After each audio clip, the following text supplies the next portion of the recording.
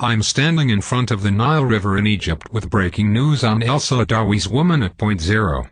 It seems that with a recent turn of events, we now have more details on some of the narrative styles that she chose to use. First off, here's our thoughts on the narrative mode. Narrative mode is quite simply how an author conveys their story. In Woman at Point Zero, the narrative mode is very unique.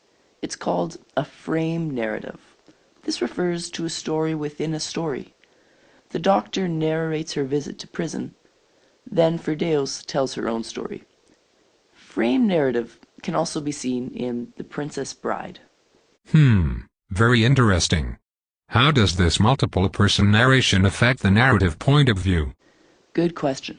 With both narrators, Firdevs and the doctor, the narrative point of view remains first person.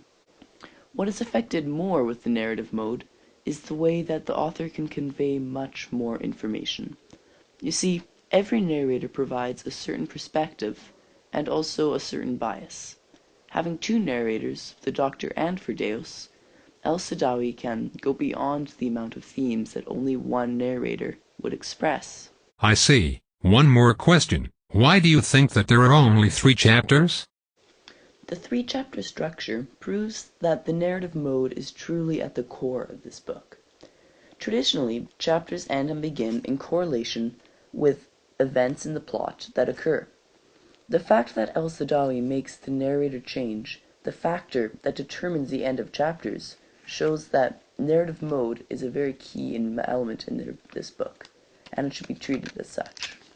Well, isn't that something? Thanks for listening and stay tuned for other aspects of technique in this book.